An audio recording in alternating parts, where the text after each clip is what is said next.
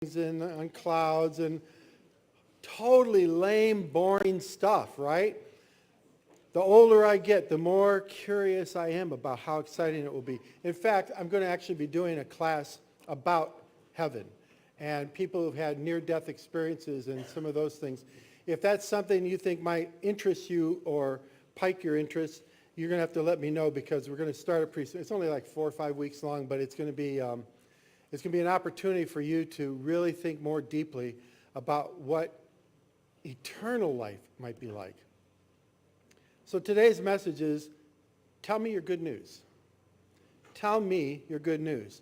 You know, with Jesus, the worse your story, the warmer the welcome. It's a line that John Ortberg was using in his podcast for about 6 or 7 different episodes.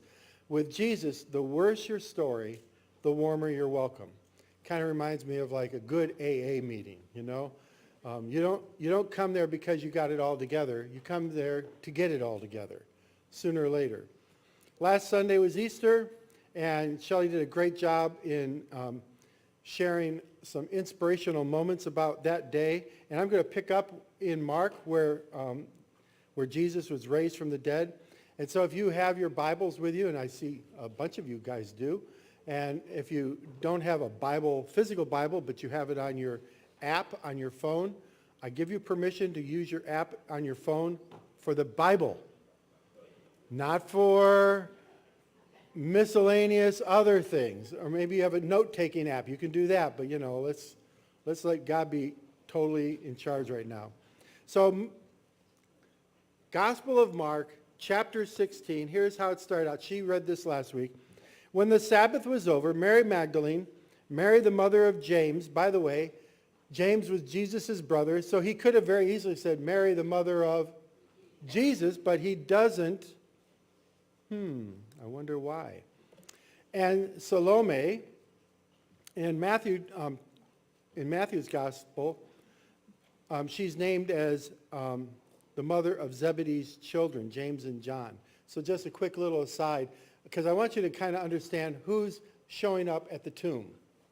So there's Mary Magdalene, there's Mary, Jesus' mother, and then there's Salome, whose sons are James and John. And there's one very telling story about her in the Gospels where she approaches Jesus and says, when you enter into your kingdom with all your glory, would you do me a big favor? Do me a solid. Make my sons on your right and your left side. In other words, make them number 1 and number 2 in your kingdom. So that's who's there. Now think about this. She was expecting Jesus to be a king like Caesar. And now he's dead. And where is she? She's at the tomb. She's coming to the tomb. And they brought spices so that they might go and anoint Jesus' body. Very early on the first day of the week, just after sunrise, they were on their way to the tomb, and they asked each other, who will roll the stone away from the entrance of the tomb? Now, in the Middle East, days are about the same all year round. You know, like 6 a.m. to 6 p.m. It gets dark early, but gets light early. So it's around 6 o'clock in the morning, they're showing up, and it dawns on them, it dawns on them as they approach the tomb that we didn't bring the muscle. We got nobody who can roll that stone away because it's a big stone. But when they looked up, they saw that the stone, which was very large, had been rolled away. And as they entered the tomb, they saw a young man dressed in a white robe sitting on the right side, and they were alarmed. Wouldn't you be? Let's say you buried a loved one on Friday, and you go to put some flowers by the grave on Sunday, and you see that the grave has been opened up and emptied out, and there's a dude sitting there on a gravestone right next there, you know, just like nonchalantly, like you would be wondering what gives? What happened? You'd be thinking grave robbers, especially if you were in an earlier era in our history. Like when medical profession was just starting to figure out how the body worked. Where did they get their bodies? From the graveyard. They didn't go to medical school and get them there donated. They went and dug them up. So that's probably what she's worried about. He says, don't be alarmed. Don't be, calm down. You were looking for Jesus the Nazarene, who was crucified. He's risen. You're a day late and a dollar short. You know, he's gone. He's risen. He's alive. He's not here. In fact, check it out yourself. Look at the place where they laid him. And then, without skipping a beat, he says, now go and tell the disciples, and Peter, by the way, because remember what Peter did? Yeah, he blew it big time. He denied his Christ. Go tell them and Peter that he's going ahead of you into Galilee, and there you will see him just as he told you. Now, Galilee, we were just doing our Bible study yesterday morning, is 123 kilometers away from Jerusalem. I flunked kilometers. So about those of you who run or what, how many miles is 100? What? About 70 miles? Okay. It's a while. It's a while. So Jesus is going to show up there and meet them there, all right? And so the first thing they have to do is leave Jerusalem and go find him. He says, you'll see him there just as he told you. Now, trembling and bewildered, the women went out and fled the tomb, and they said nothing to anyone because they were afraid. This is a very different story than you read in Matthew, Mark, or Matthew, Luke, and John. Very different. Mark abruptly ends his gospel there. Most of you, if you have a Bible or even a Bible app, you will see right after verse 8 a little thing that says, the earliest manuscripts do not have these following verses. They don't have them. I'll talk about that in a minute. But Mark abruptly ends his gospel with a feeling of fear. I mean, were there grave robbers? Did he really rise from the dead? It says they were trembling. They were bewildered. Could you imagine these ladies going back to the disciples and saying, he's risen? Who's going to believe that? Nobody. In fact, just think for one moment if you went back to the people who went to the funeral of someone who just passed away, and you went and knocked on their doors and said, guess what, he's alive. They'd say, this is a bad joke, right? This is poor taste. They would just not be happy about it. Well, all that's going to change. But we're going to do something we call table talk. For those of you who haven't been here very much, for those of you in Rhodes, you're going to have to figure that out on your own because you've got no table. But I still want you to talk, okay? Here's the question. What's the first thing you do when an event rocks your world? When something you totally did not expect to happen, what's the first thing you do? You have permission to talk. Go.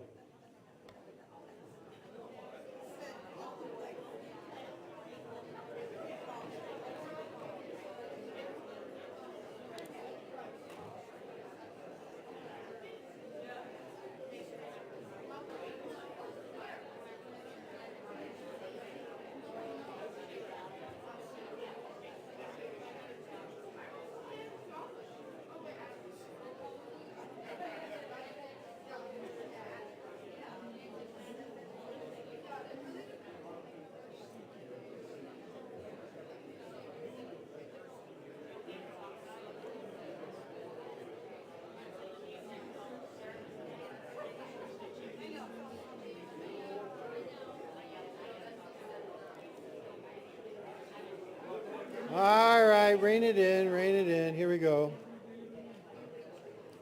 I'm back online. What? So here's, the first thing the angel said was go, right? And so when something rocks your world, usually you go. You go to the refrigerator, to the bottle, to a friend, to the TV. You go to comfort yourself, right?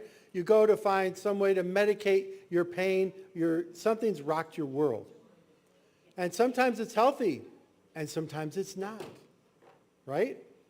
Well, the apostles and the followers of Jesus were soon going to ask themselves this question, because they had been following Jesus with the anticipation that he was going to be their kind of king. Their kind of, he was going to be a king sort of like Caesar was, or Herod, or Pilate. Here's the question I'm sure they had to ask. What if in the final analysis I succeed in all kinds of things that don't really matter? Whoa. What if I succeed in stuff in life that in the final analysis does not matter? That I gain all kinds of possessions that I have to give away. That I invest in all kinds of flimsy relationships that when the going gets rough, they're gone. What if I invest in things that don't really matter? And they had spent their time with Jesus actually investing in him becoming the king, a literal king in charge of the world. With Jesus, the worse your story, the warmer your welcome. They're going to find out that they're going to have to die too. Not just Jesus. They have to die. They actually have to die to the plans that they had for Jesus. It's very common for people when they get into a relationship with someone, when they go to LinkedIn and find a contact with somebody, when they make a friend on Facebook, when they make a colleague friend, they think, what can this person do for me?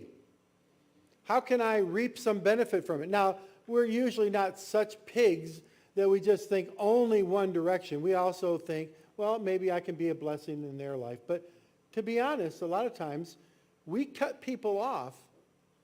We cut people off if they're not giving us something in that relationship, don't we? We do. Well, they're going to have to die to their world. It will never be the same. And here the story continues. And like I said, this is where there's this little footnote in italics in my Bible. And it says, the earliest manuscripts don't have these verses. Here's what it says. When Jesus rose early on the first day of the week, he appeared first to Mary Magdalene, out of whom he had driven 7 demons. And she went and told those who had been with him and who were mourning and weeping. And when they heard that Jesus was alive and that she had seen them, they did not believe it. And afterward, Jesus appeared in a different form to 2 of them while they were walking in the country. And they returned and reported it to the rest, but they didn't believe it either. And later, Jesus appeared to the 11 as they were eating, and he rebuked them for their lack of faith and for their stubborn refusal to believe those who had seen that he had been risen. And he said to them, go. This is the second go. Go into all the world, preach the gospel to all creation, and whoever believes and is baptized will be saved, and whoever does not believe will be condemned. And these signs will accompany those who believe. In my name, they will drive out demons, and they will speak in new tongues, and they will pick up snakes with their hands. With their hands, not like one of those hooks, that's safe. No gloves, just with their hands. And they will when they drink deadly poison, it will not hurt them at all. And they'll place their hands on sick people and they will get well. Now, none of this was in the original work that Mark wrote. And then it says, and after the Lord had spoken to them, he was taken up into heaven, and he sat at the right hand of God. And the disciples went out and preached everywhere, and the Lord worked with them and confirmed his word by the signs that accompanied them. So there's a couple of fields of thought about why is this added on at the end. Now, some people say, well, Mark probably wrote it down and it got misplaced. Stuck it in the wrong file folder, and it got found later on and we added it, like this, by the way, wasn't added for hundreds of years. So maybe that's what happened. And there are other people who say, well, Mark kind of left us hanging. He didn't bring a lot of good closure to this story. So why don't we just kind of cobble together some of the things we've seen and read about in Matthew and Luke and John and put a little summary of that stuff in there and finish it for him, like he probably meant to but just kind of forgot. There's a lot of other people, including myself, who think it's a little bit different than that even. I think that Mark was a genius to leave the story unfinished. Brilliant. Because everybody who heard this story for the very first time is going to ask the next question, and then what happened? Right? Like, you can't leave it like this. Don't leave me hanging like this. Tell me what happened next. And here's the cool part. Every single person who shared the story of Jesus had an ending, and they were all different. They were all different because here's what Jesus did in my life. Here's how he entered into my story. Here's why my life is different, because of Jesus. In fact, that's really, Jesus did not say, go into all the world and get people to raise their hand and make a decision to follow. He didn't say, go into all the world and get people to build buildings and have worship services with fantastic worship and amazing preachers. He didn't tell them to do any of that stuff. He said what? Go into the world and make what? Disciples. Now here's what happens. And this, I was thinking about this morning. Sunday, Easter Sunday, most churches in America saw a rather bigger increase in their attendance. Some of you, last Sunday was your first Sunday here. And for those of you, if it was your first Sunday here and you're back here again, you got it. You figured it out. It wasn't a one and done like, this is like the Eagles tour and we're coming to see them play one more time before they hang it up. This is a real thing. And so Jesus didn't say, just go and make disciples. He wanted people who would make disciples who would help people make disciples, who would teach them all the things that he taught them, teach them to obey those things. Now, how long does that take? Well, might be a while. But I can literally take any person in this room and teach you everything that Jesus taught in 24 hours. Any person. I could teach it all to you in 24 hours.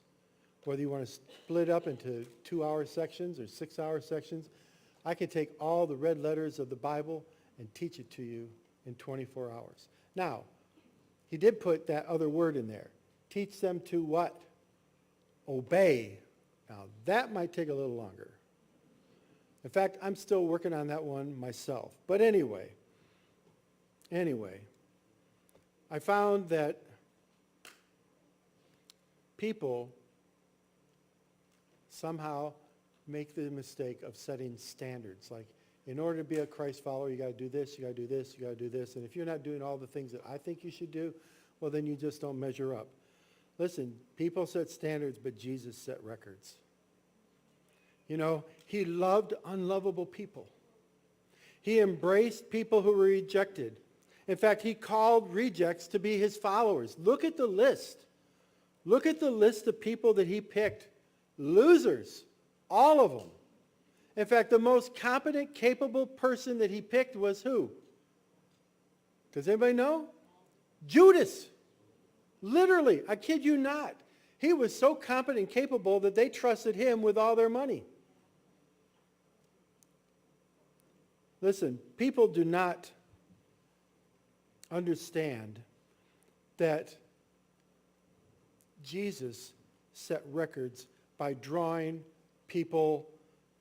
People draw boundaries. Jesus steps across the line of those boundaries. It says in the Bible, in John's Gospel, that he basically pitched his tent in our backyard. He left heaven to walk our dusty roads. I don't think that people reject Jesus because of who he was. I think, if anything, they reject Jesus because of how imperfect our interpretation of him is. Evel Knievel was an ornery fellow, breaking all the rules he could break, sleeping with as many women as he could sleep with, drinking all the booze he could drink, trying to kill himself like on a daily basis. And he had a couple of friends who were constantly trying to tell him about Jesus. And he's like, we'll let that hold. But one day he called those friends and he said, I get it.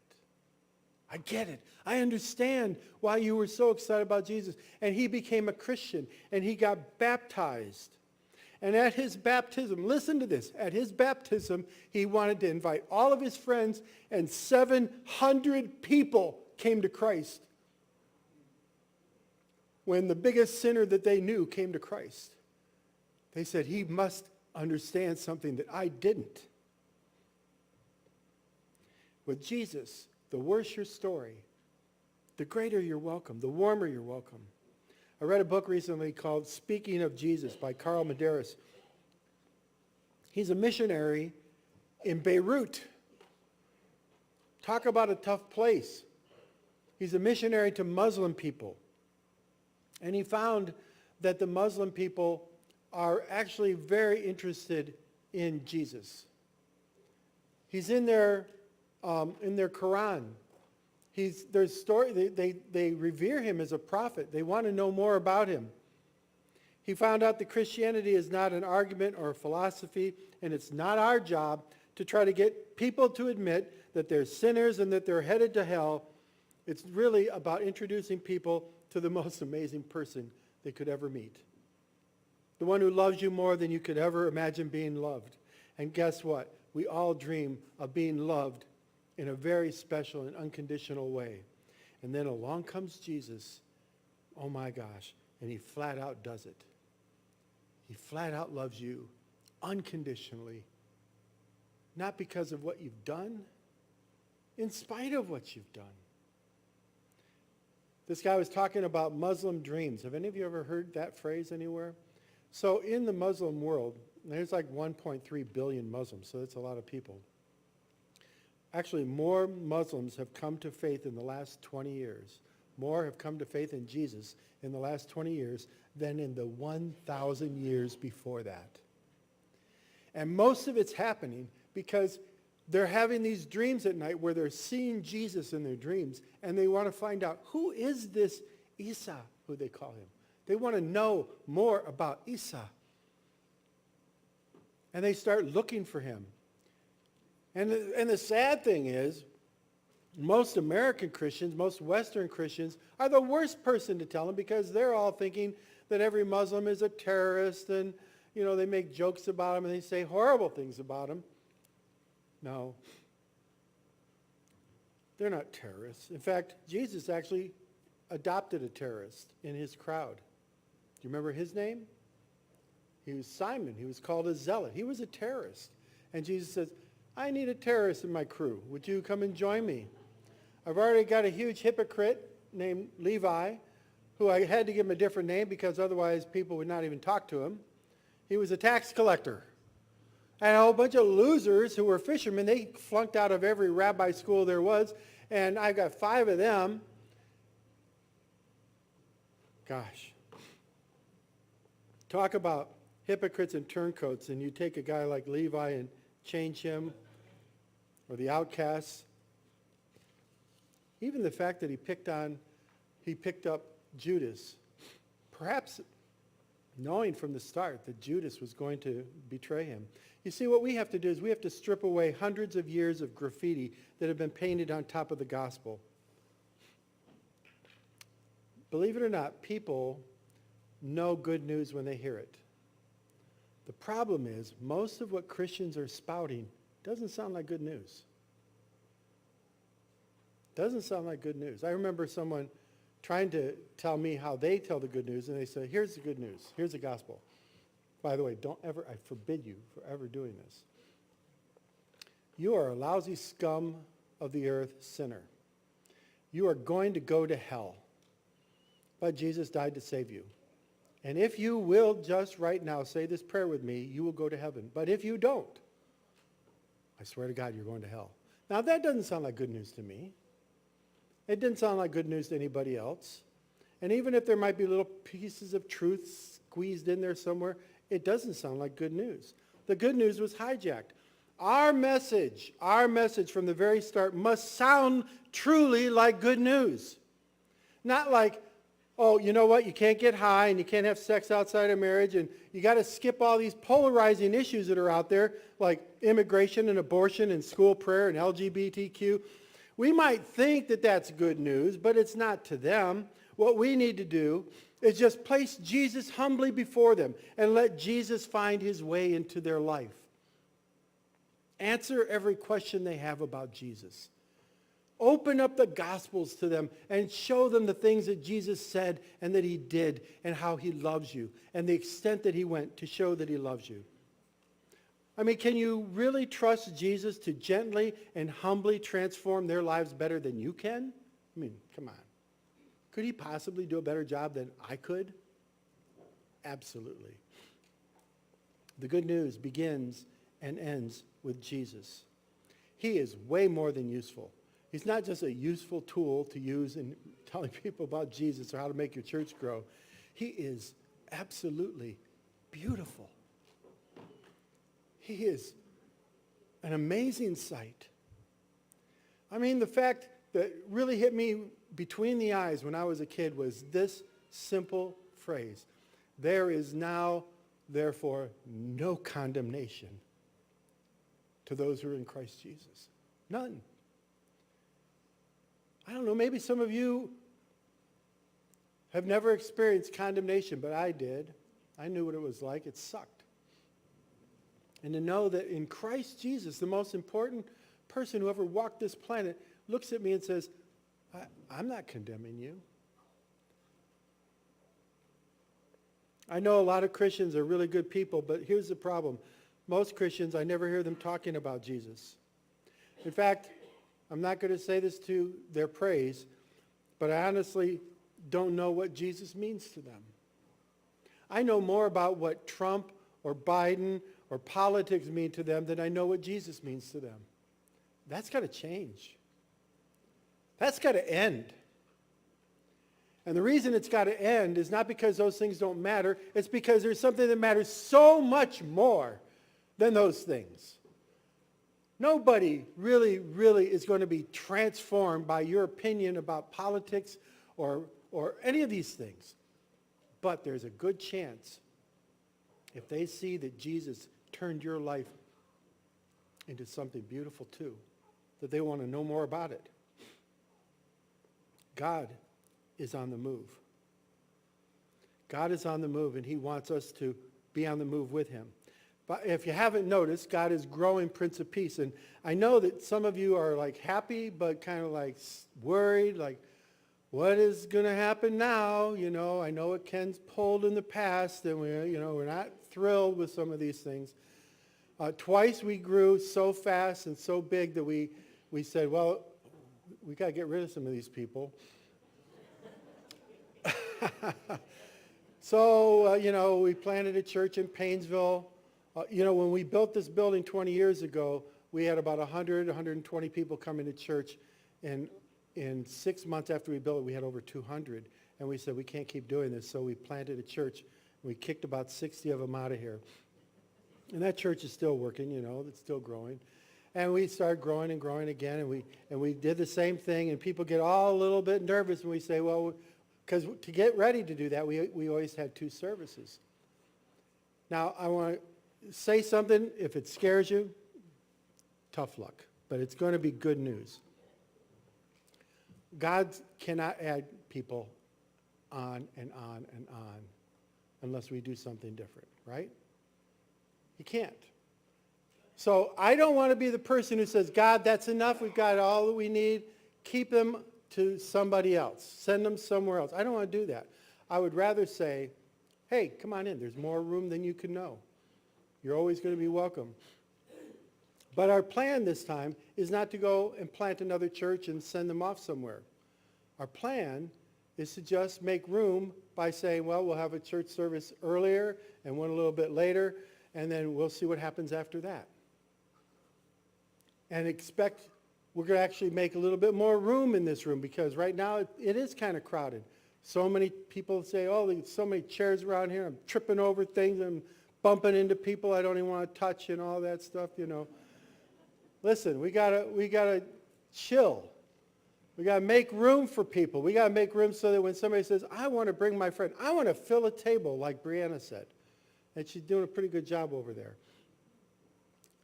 I want to do that.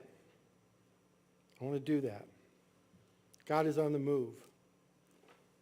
Are you willing to give up to go up? You see, we can't afford to be a church that is friendly on the outside, but on the inside, we got no place for newcomers. Sorry, you're a day late and $1 short, you can't come in. We can't do that.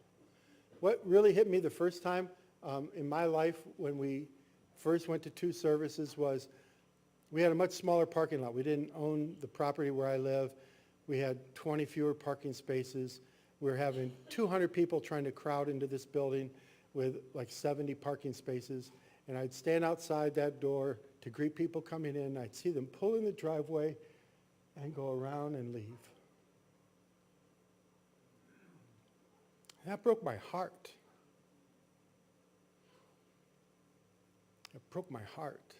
I said, we screwed up on accident, but we screwed up. We can't do that. And so here's some challenges for you guys. It's not in my notes. I'm going to pull an audible right now. You come early. Quit coming late. Come early. Sit up at the front. Fill up those seats. Leave the room in the back for the people who've got little kids who sometimes need to take them out. Or leave the room in the back for people who are like, what's going on in this place? I want to check this out. And you people, we're probably going to have rows for quite a while. Because some people coming in for the first time say, I don't know about sitting at a table. I don't see any food. So, we're going to do some things like that. But I also want to challenge you also, and this is a good time of year to do it, summertime. Save those parking spaces up front for older people or people who are handicapped or moms with little kids. You go take the back 40 and park back there and hike all the way up here. Get some of your steps in. So that's all audible. That's all, you don't have to do it, but I'm just going to say you might want to think about it. But I tell you this, we need your help. Even today, just today, I'm starting a leadership training for teens. It's going to be at my house. By the way, if you didn't get the invite, you have it right now. Any teen wants to come to my house or be part of that leadership training, we're going to turn you guys loose on this world. We're going to turn you loose. And you know what? You're going to scare the dickens out of half the rest of the people in this room because you have ideas and passion and energy and testimony and love enough for blowing this place to pieces. And we want to turn you loose. And I'm going to dedicate the rest of my career to training you guys, you young people, into becoming powerful giant redwoods of the kingdom of God. There's one story in the Bible I preached about not too long ago that really haunts me. It's that story about where Jesus is teaching in a house and they got this crippled guy, and you remember they tear the roof off the house and bring Jesus down it, or not Jesus, they bring a guy down the roof to Jesus. Here's what haunts me. Why didn't those people make room for him to come through? What's wrong with people? That they didn't make room for a guy who can't even walk to come and see Jesus. And we need to think that and turn it on ourselves and ask ourselves this question: what's wrong with me that I won't make room for somebody who doesn't know Jesus? We got to ask ourselves that question. We actually need to ask ourselves the question, like, who in the world is God put in my life that I could invite to know him? I pity anyone who can think of no greater cause in life than playing games or going on vacation. These are all great diversions, but they're lousy callings. You think about like the NFL draft that just took place this week, and it was a culmination of the dreams for a lot of people, and it was also the crushing of dreams for a lot of people. Why do young boys feel the tug to play pro sports? I think it's because of the allure of the crowd's applause. Nobody told them about the applause of heaven. Nobody. And some of them are willing to trade in their health for the long shot of playing pro ball and live with broken bodies for the last 30 or 40 years of their life. Jesus said, "Follow me," to a dozen young men. And when I say young, I mean like Isaac's age and Miles' age and Nathan's age and Ellie's age and all you young people. They were teenagers. You were teenagers now. They were teenagers then. All the apostles. And he said, "Follow me." Now listen what happened to them.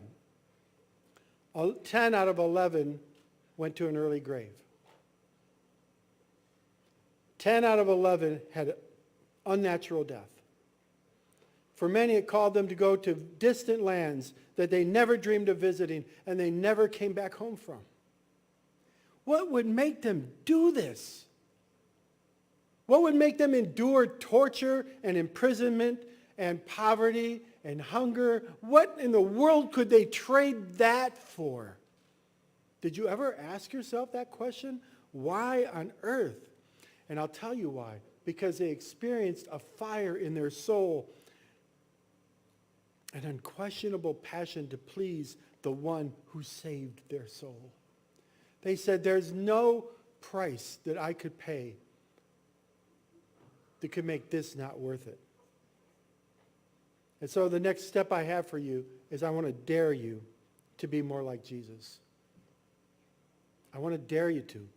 Now, some of it's going to be fun. I want you to relax more. Clear your calendar a little bit.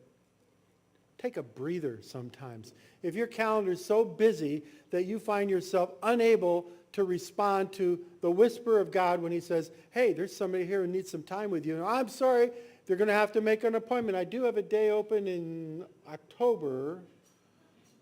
You're too darn busy. Chill. Relax. Enjoy life with your friends. Enjoy their company along with the company of Jesus. Don't just say, well, let's all get together and play games. Go ahead and play games. But while you're playing games, brag about how good Jesus is and how great he's been in your life. Just have a natural conversation about how he changed you.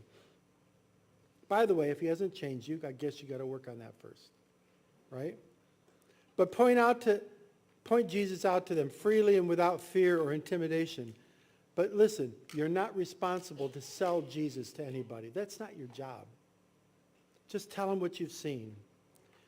You're not the judge. You're just a witness. And soon you will find that you will be able to speak of Jesus freely and often and always, and you will see that people actually want to hear. I just was reading just in the last couple days a survey that was done. There are more young people coming to Christ now than at any time in my lifetime. You know, and I was alive during, believe it or not, I was alive during the 60s and the Jesus Revolution and all the hippies coming to Jesus. There's more young people coming to Christ now than even then. They want to be challenged to change the world. Not through politics, not through all kinds of legal, ordinary ways. They want Jesus to be doing the one to changing. Jesus said, you didn't choose me, I chose you. And so your next table talk question is a pretty simple little one. I want you just to, you could talk about it or you could just write it down. I want you to think of some people right now. Ask the Holy Spirit to give you some names. But think of some people right now who you would love to see know Jesus better. Just write some names down. Could be friends at school, people at work, family members. Just do that right now.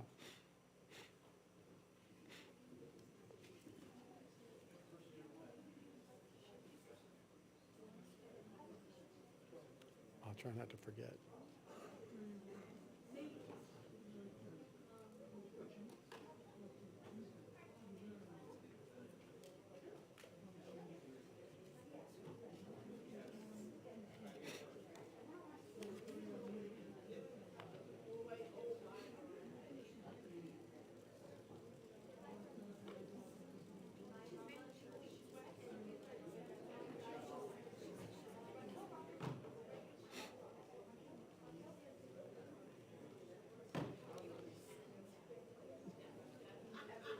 So in your bulletin, I put some questions for you to think about later on. Maybe you'll do it around the dinner table or with friends. There are questions going deeper, like have you heard Jesus' call? Those kind of questions are good ones for you to go on. I was going to share a video clip with you. I don't have time to do that, but I will put it on the Facebook page. I will, I promise. I do mean it when I say we're going to need your help. For us to go and have 2 services someday, we got to have more people plugged in, fewer people sitting on the bench. You know, some of you are good with computers. You're going to need to be doing that kind of stuff. It's on both things, same thing. We're going to need people who are interested in music and who could run sound, people who can play instruments, people who can sing. We're going to need people who can serve. We need people who love kids and would like to be helping us watch little kids, teach little kids, play with little kids, love on little kids like Jesus did. We're going to need all those things. And so Shelley put together like a little survey, a couple of pages actually, and stapled them to your bulletin. And I'm going to ask that you take some time to fill that in. Please do that. And if you say, hey, I want nothing to do with any of this stuff, at least sign your name and let me know not to bug you anymore, because I will not bug you anymore. If you say, I got nothing to offer, I want no part of this, just tell me. I'll leave you alone, because I've got so many people to be bothering that I don't want to waste it on somebody who says, leave me alone. But I want you to fill that out. In a moment, we're going to ask the young people to receive the offering. But you'll also notice on your bulletin there is a phone number. That's where you're going to put your prayer requests or information requests, because it's just going to be simpler for us in the future, especially when we start having church outdoors. So take that phone number that you see behind me, put it in your phone, name it Prince of Peace or prayer or whatever, name it something. And when you have a prayer request or something that you need to talk to a pastor, that number goes right straight to me. And then I will send it to whoever needs it or call you myself or respond to you with a text myself. But that's how we're going to really try and get more people in touch with us. We've had so many lost opportunities in the past. We want to start eliminating that. Now I want to close with a prayer, and then we're going to receive the offering. But I want to close with a prayer that says this. It's Brendan Manning. He wrote it. And so I'm just going to steal it from him, but it's really good. He says this: I have a word for you. I know your whole life story. I know every skeleton in your closet. I know every moment of sin, shame, dishonesty, and degraded love that has darkened your past. And right now, I know your shallow faith, your feeble prayer life, your inconsistent discipleship, and my word is this: I dare you to trust that I love you just as you are. I dare you to trust that I love you just as you are. And not as you should be, because you're never going to be as you should be. Christianity is not a self-improvement program where people learn to stop sinning. Oh, you might reduce it a little bit. Go from the 98th percentile down to the 85th percentile of biggest sinners who ever lived. But listen, you're never going to get down to perfection. He's not waiting on that. He says, I just want you right now where you're at. And what if we did a better job of letting people know that? That's why we're inviting you to know Jesus. So, you young people, you got a job to do. Go ahead and receive the offering. They're just going to pass a basket down the rows.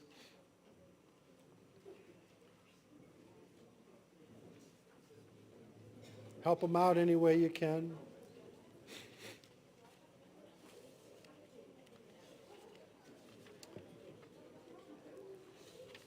And all you teenagers, lunch is in my house.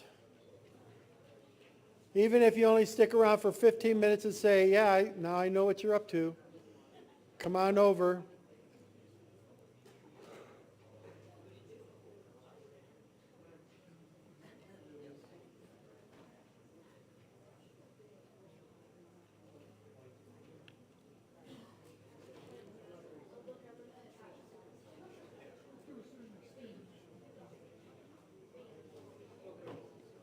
All right, so I'm going to ask if you would just right now, we're going to close with prayer, but instead of me saying one prayer for everybody, I'm going to invite anybody at your table who wants to say a prayer can say a prayer. If nobody wants to say a prayer, just keep your mouth shut and sit quietly.